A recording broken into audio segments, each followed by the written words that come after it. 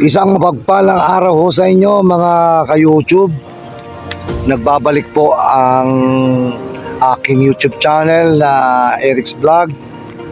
At ngayon lang ulit tayo makapag-vlog ng medyo mahaba-haba. Ang eksaktong lugar po ng aking kinatatayuan dito sa aking paliligo sa dagat ay dito po sa may Balayan Bay. Makikita niyo po yan sa Google Map. At ito po ay napapalibutan ng iba't iba hong magagandang bayan ho sa lalawigan ho ng Batangas.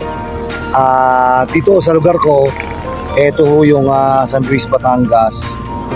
Ito yung bayan ng San Luis, kung saan ay napakaganda rin po ng dagat dito. At ang isa pang ipinagmamalaki namin dito ay yung napakaganda hong view sa oras ho ng paglubog ng araw o yung tinatawag na sunset.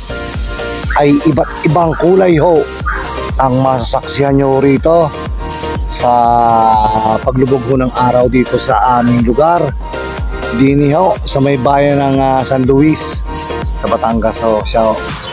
At ako ngayon na ito, nabababad tayo dito kaunti, medyo mainit na at maganda ang lagay ho ng dagat ngayon, medyo malalim-lalim dahil ho sa bandang hapon ho naglo-low tide dito. Iba't iba rin ho ang senaryo, minsan ho low tide, high tide. So ngayon ho umaga ay high tide, kaya nagkaroon tayo ng pagkakataon ho na makaligo ho dito at makapagbabad.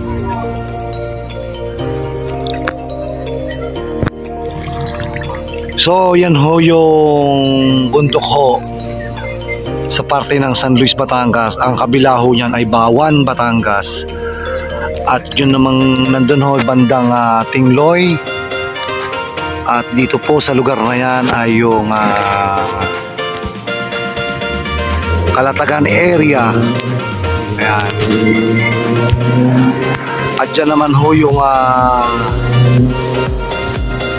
Balayan area, Kalaka. At dyan naman po yung bandang Lemery. At doon po sa may taas ng bundok ngayon, yun po yung Tagaytay. At katabi po ng Lemery ay yung maraming nyug na yan ay yung bayan po ng Taal.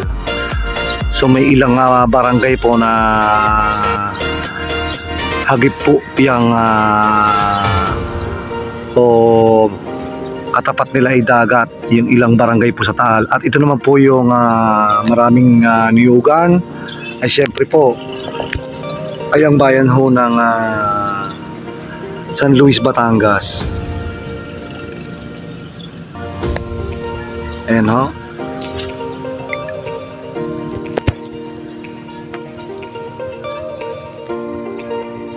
So napakaganda po ng dagat. Ang ganda ho ay, ang linaw ho. Tingnan nyo naman. Napakaganda ho maligo ngayong araw na ito. So ayun po, nagbabad pa tayo dito sa ating kinatatayuan at napakaganda ng panahon. Ayan. Ariho. Oh. It's a beautiful Tuesday morning ho.